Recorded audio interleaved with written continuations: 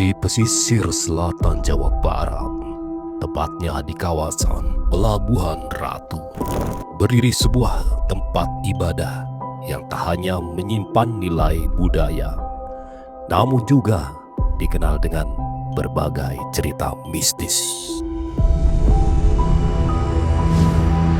Vihara Namhai Kwan Sein Pusa. Konon, pembangunan vihara ini berawal dari mimpi berulang yang dialami oleh seorang perempuan keturunan Thailand yang dikenal dengan nama Mama Airin.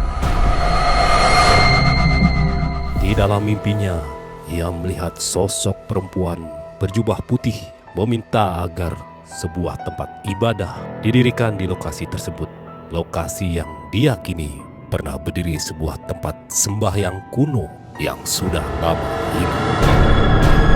Namun, di balik keindahan bangunan dan suasana yang tampak tenang, masyarakat sekitar meyakini bahwa tempat ini memiliki sisi lain yang tak kasat mata.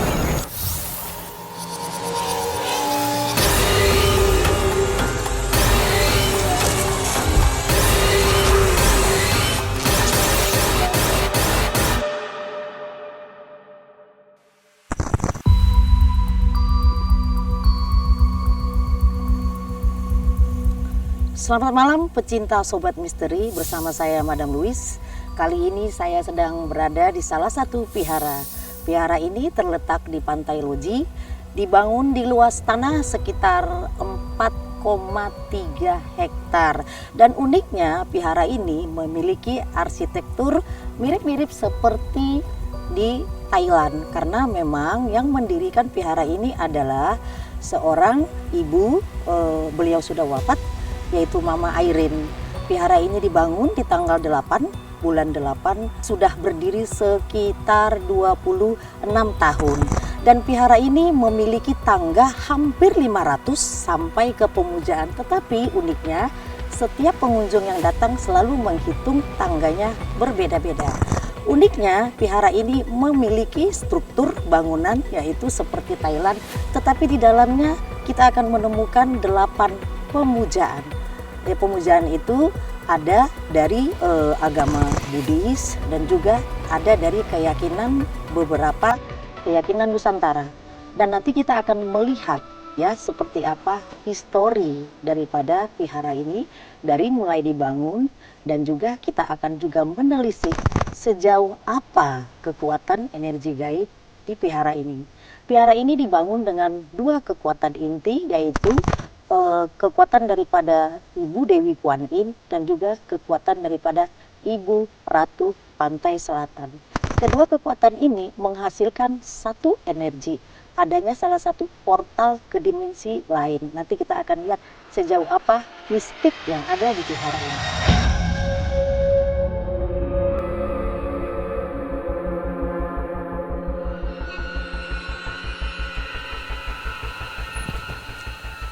Pada dasar vihara ini adalah pemujaan yang pertama. Nah, pemujaan pertama ini kita akan melihat ada Dewi Bumi. Kenapa di bawah ini adalah Dewi Bumi? Karena memang dia adalah Dewi Bumi yang kita injek. Jadi dia memang harus di bagian bawah. Nah, sebelum kita naik ke atas, kita harus melakukan penghormatan, yaitu kita harus membakar dupa dulu.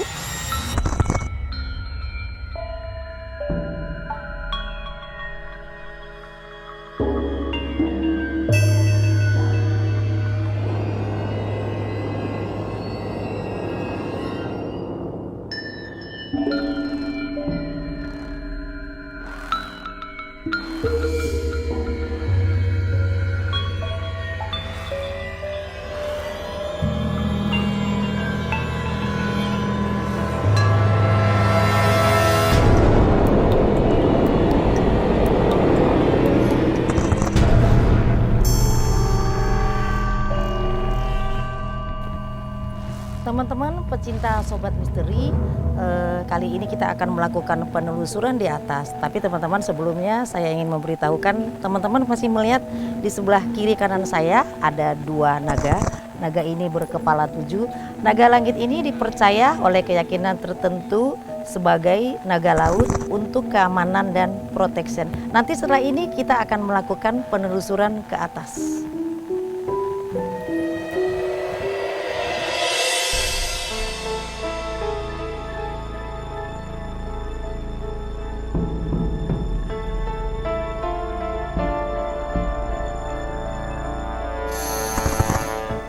Nah teman-teman, ini adalah pemujaan yang selanjutnya.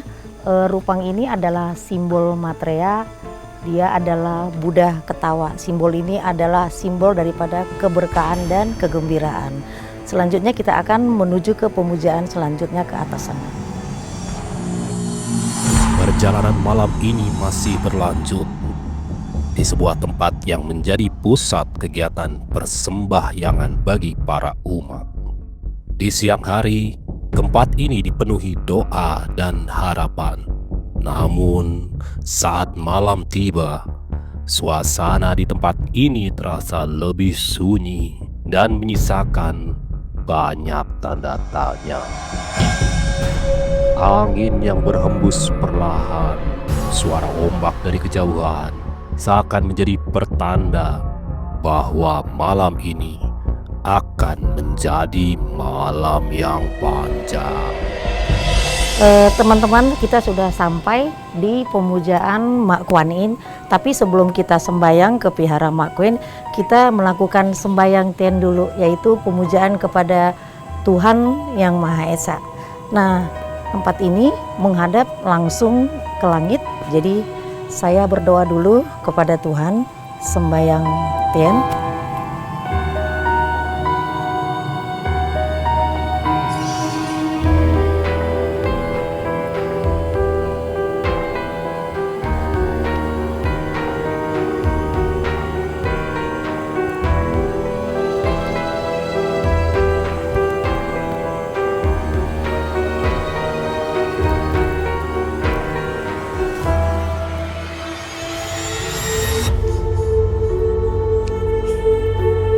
Setelah ini kita akan melakukan sembayang di Vihara Mak Kuan bersama Bante dan juga pendiri daripada Vihara Nam Hai ini.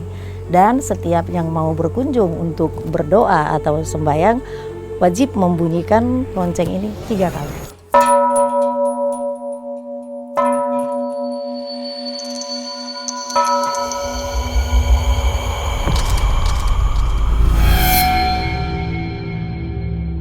Arahang sama sambuddho bhagava Buddhang bhagavantang adivade.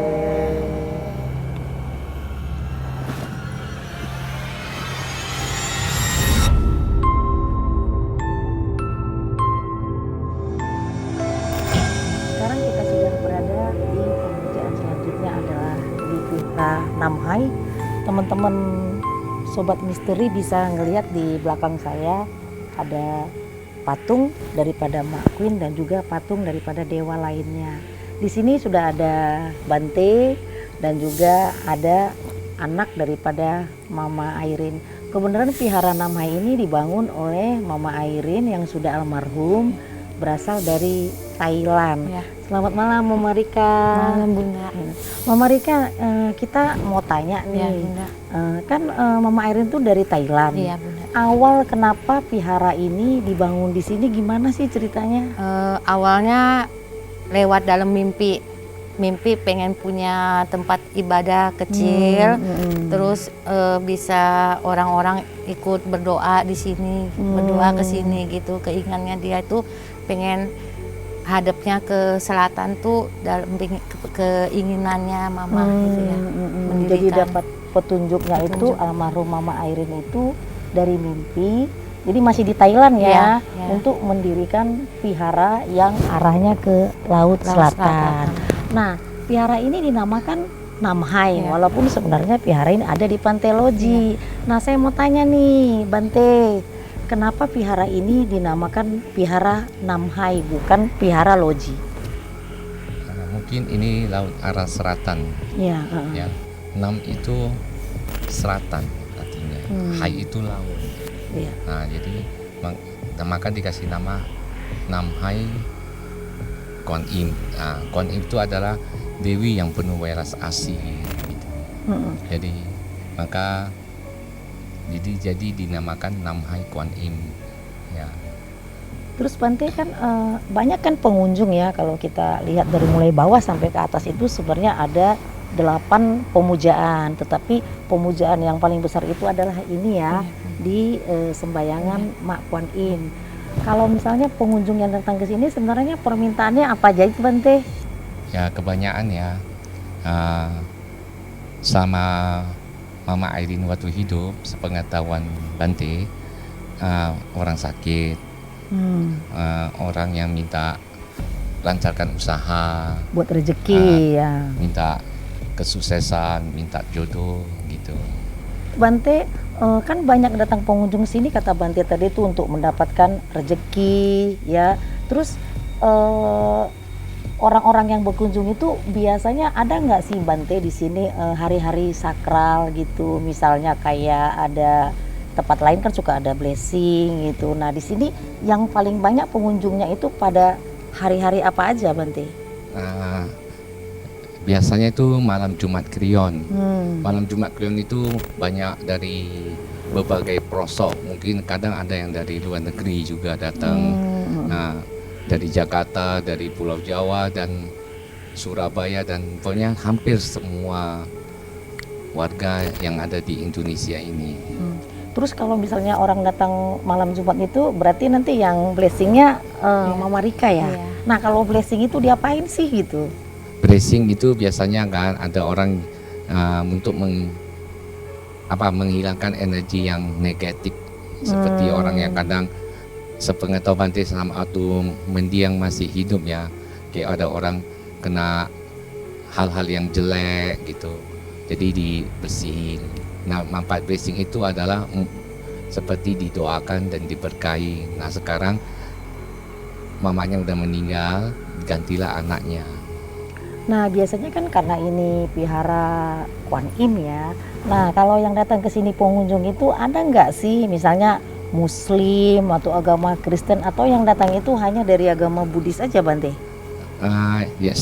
Yang datang itu adanya punya keyakinan agamanya, misalnya Islam, Kristen, dari Konghucu, dari Tao, dari Buddhis. Jadi Mama Airin itu dia nggak melihat perbedaan agama, dia satu universal.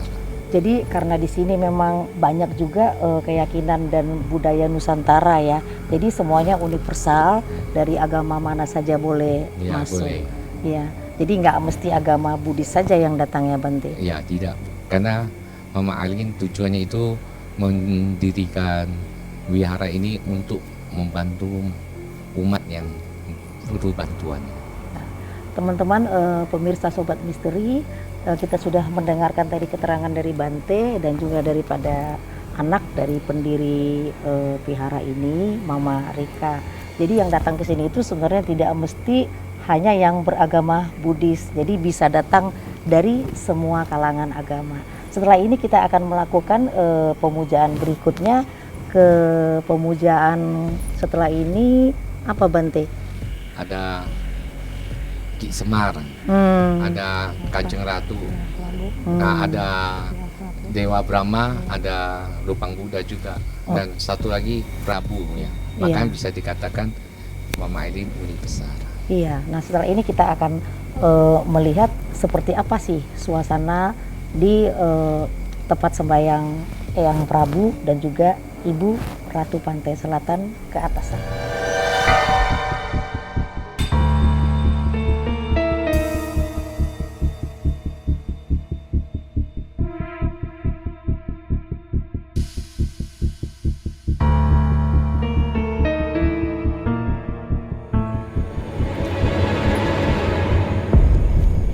Sekarang kita sudah berada di tempat sejarah daripada Semar. Di kalangan keyakinan tertentu, Semar adalah sebagai salah satu pamomong.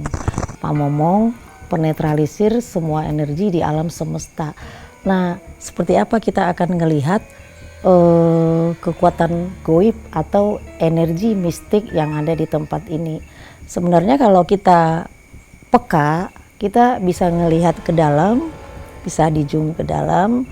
Mungkin ada beberapa pengunjung yang melihat walaupun di dalam ini hanya berupa patung, tetapi patung ini memiliki kekuatan tersendiri. Misal patung ini bisa tersenyum sendiri, ada yang bisa bergerak sendiri. Bendanya juga kalau kita perhatikan bisa bergerak sendiri. Jadi Semar ini dibangun di sini mungkin untuk menetralisir kekuatan daripada energi yang ada di sini. Setelah ini kita akan melihat di sebelah ada pemujaan daripada Eyang Prabu Siliwangi.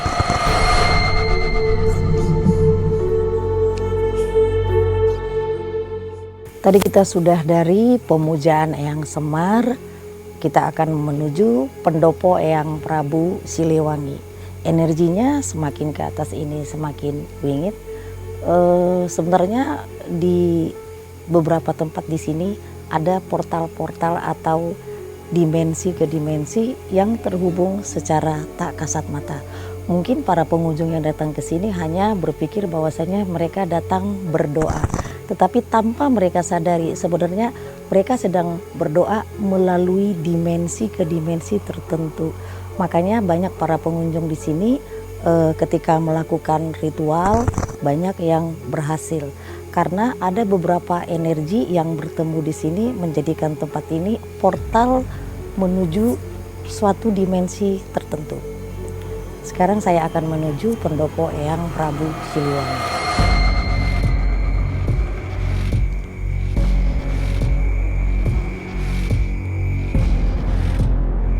Sampurasun, sampurasun, sampurasun, sampurasun.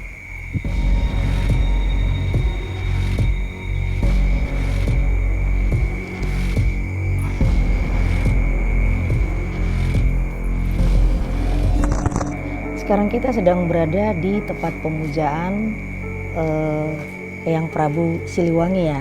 Pendopo Eyang Prabu Siliwangi. Pendopo ya lebih tepatnya. Mas Pian di sini udah berapa lama sih jaga Mas? 8 tahun. 8 tahun ya, lama juga. Mas, tadi kan setelah kita dari Vihara Mak Kuan Yin, saya kan keluar duluan tuh. Betul. Nah, saya ngelihat sekelebatan dari sana ke sini itu tuh ada seperti ada yang melompat.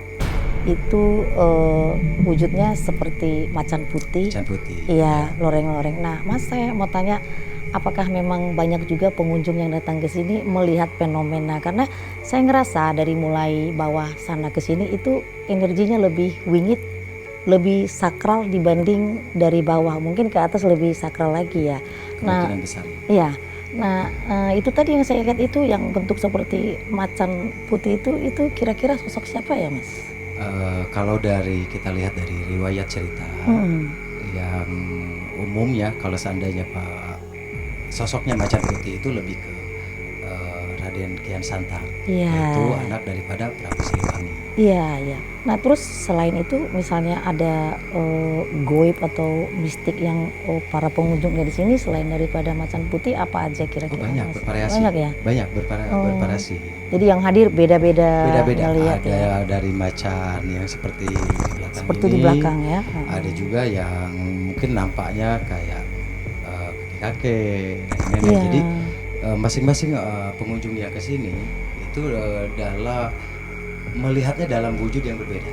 Ya, terus Mas kan kita kan bicara tentang energi ya Mas ya. Nah kalau saya merasa kebenaran saya di metafisik, energi di bawah dengan dari mulai sini ke sana itu saya ngerasa dimensinya agak berbeda. Makanya betul. saya bilang tadi mungkin para pengunjung kan berpikir hanya berdoa gitu. Tetapi kalau saya merasakan dimensinya agak berbeda banget betul, gitu.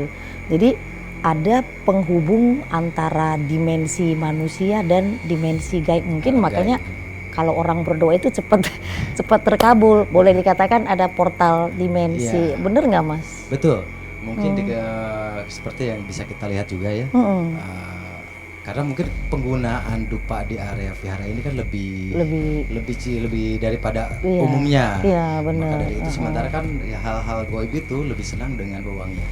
Iya. Secara tidak langsung benar. mungkin kita di sini bisa dikatakan memang ranahnya. Betul. Jadi ini seperti kayak gerbang ya. Gerbang ya. Gerbang. Makanya namanya juga Vihara Vihara Namhai. Gerbang ke dimensi Dimensi lain. Nah setelah ini lebih sakral lagi nggak Mas di atas sana? Saya jamin lebih sakral. Lebih sakral Karena lagi di ya. atas seperti yang kita tahu karena kita letaknya dari Pelabuhan Ratu, yaitu identik dengan Kanjeng Ibu Ratu Nyi Roro Kidul. Iya, nah Sobat Misteri setelah ini kita akan melakukan penelusuran ke atas seperti apa sih kesakralan dan kemistisan pemujaan di paling atas. Yuk kita ke sana. Penelusuran malam ini akhirnya membawa tim kami ke sebuah tempat yang dipercaya sebagai titik peristirahatan Ratu Kidul, sosok yang hingga kini masih dikaitkan dengan misteri Laut Selatan. Memasuki area ini, suasana telah berubah. Angin bertiup lebih kencang, udara mendadak terasa dingin, dan keheningan di sekitar seolah menyimpan sesuatu yang tak terlihat. Apakah tempat ini benar hanya sebuah lokasi biasa, atau justru menyimpan energi lain yang selama ini tak pernah terungkap? Namun di tengah doa yang sedang dipanjatkan, sesuatu yang tak terduga tiba-tiba terjadi. Siapa ini? Siapa ini? Siapa yang hadir? Assalamualaikum.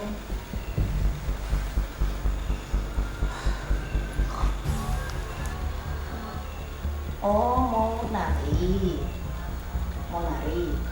Iya. Hah? Terus mau ngapain? Pulang ya, balik ya. Pulang ya, balik ya. Oke, sekarang kita sudah berada di tempat paling atas ya Maya, di tempat sembahyang Ibu Ratu. Mas, saya mau tanya nih, di sini energinya wingit ya, sakral ya, tadi sampai ada salah satu yang kemasukan. Nah, mau tanya nih Mah, ini kan ada tumpengan nih. Iya. Nah, sebenarnya mengadakan tumpengan ini setiap hari atau acara Enggak, tertentu? kita khusus aja di malam Jumat Kliwon.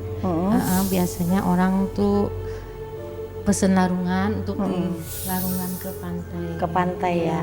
Nah, terus kalau yang ini ada lampu untuk dilarung juga Ya, ya Maya? kalau bunga ini karena mungkin kalau kita itu nggak memaksakan harus tumpeng yang besar. Kalau nggak mampu kita ada bunga ini. Oh, kalau nggak pakai tumpeng, Iya. ternyata bisa pakai Ya, bunga saja iya, ya. bunga aja. Nah, Mah, itu kan dari mulai bawah tadi saya ngerasa energinya udah benar-benar sangat berbeda ya, sangat sakral. Saya banyak ke tempat-tempat yang kayak gini lah, tapi saya ngerasa energi di tempat ini memang agak berbeda dengan di tempat lain. Tapi menurut saya tidak seram, tapi wingit dan sangat-sangat sakral. Terus di belakang memang kita nggak boleh masuk ya Maya, karena hanya boleh dari sini saja. Tapi mungkin kalau untuk sembahyang dan tidak didokumentasikan boleh ya Maya. Jadi kita hanya sampai di sini. Nah, biasanya mah kalau misalnya malam Jumat itu pengunjung diapain sih itu? Biasanya kami di sini itu ngadain buka blessing ya, namanya blessing itu. Iya.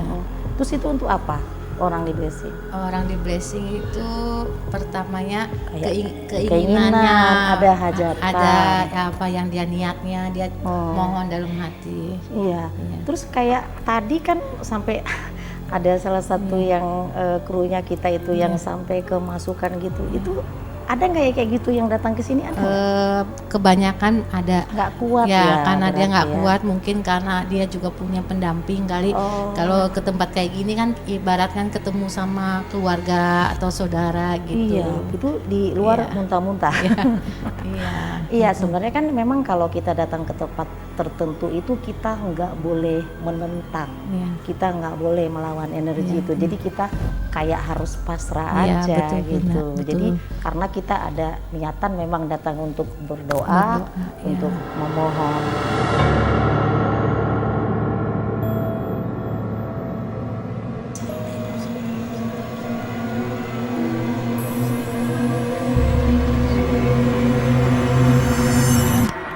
tadi kita sudah melakukan doa dulu, pemberkatan dulu bersama Mama Rika selaku anak daripada pendiri Vihara Namhai.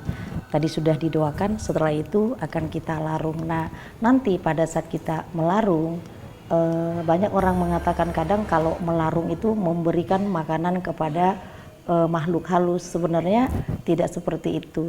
Jadi kenapa sesaji ini kita akan larung? Yang pertama adalah sebagai ucapan syukur kita kepada alam semesta karena kita sudah diberi, jadi kita memberi kembali. Yang kedua adalah sebagai permohonan izin kepada Sang Hyang Widi, Sang Alam Semesta, agar manusia tidak melanggar tatanan atau batasan. Nah, yang ketiga adalah sebagai wujud daripada pelepasan daripada sengkolo ataupun energi negatif kepada orang-orang yang melakukan pelarungan. Jadi itu adalah 3 daripada wujud kenapa kita harus melarung ke laut. Kalau kita rasakan sebenarnya energi daripada di tempat Ibu Ratu ini sangat-sangat wingit. Jadi saya tidak mengatakan takut atau seram, tapi lebih ke wingit karena dari tadi saya keringatan terus gitu. Dan ada salah satu fenomena yang saya tangkap di sini adalah saya merasa seperti ada dari dalam ruangan itu yang memperhatikan saya dari tadi gitu. Jadi dari mulai masuk, duduk, kita baca doa, ada seperti salah satu sosok ibu dari dalam yang dari tadi memperhatikan. Terus tadi ada yang kemasukan juga. Sebenarnya kenapa bisa sampai di tempat wingit seperti ini kemasukan? Mungkin ada energi yang bentrokan karena memang di tempat ini sangat sakral, kita nggak bisa untuk main-main gitu. Itu energinya bentrokan sehingga teman kita tadi tidak sanggup dan tidak kuat. Untuk pemirsa Sobat Misteri, hari ini segitu dulu penelusuran kita di Vihara Namhai, histori dan juga dari sisi goibnya. Sampai ketemu di episode selanjutnya. Saya Madam Lis mengucapkan namaste. Setelah melalui berbagai kejadian dan menelusuri tempat ini, perjalanan malam ini ditutup dengan sebuah tradisi yang masih terjaga hingga kini, yaitu ritual larungan, prosesi menghanyutkan sesajen ke laut sebagai bentuk syukur dan permohonan keselamatan. Di tengah suara ombak, sesajen perlahan dilepaskan ke laut membawa doa dan harapan. Dan malam ini meninggalkan sebuah pertanyaan. Apakah ini sekadar tradisi atau ada kekuatan lain yang menjaga tempat ini? Sampai jumpa di penelusuran berikutnya.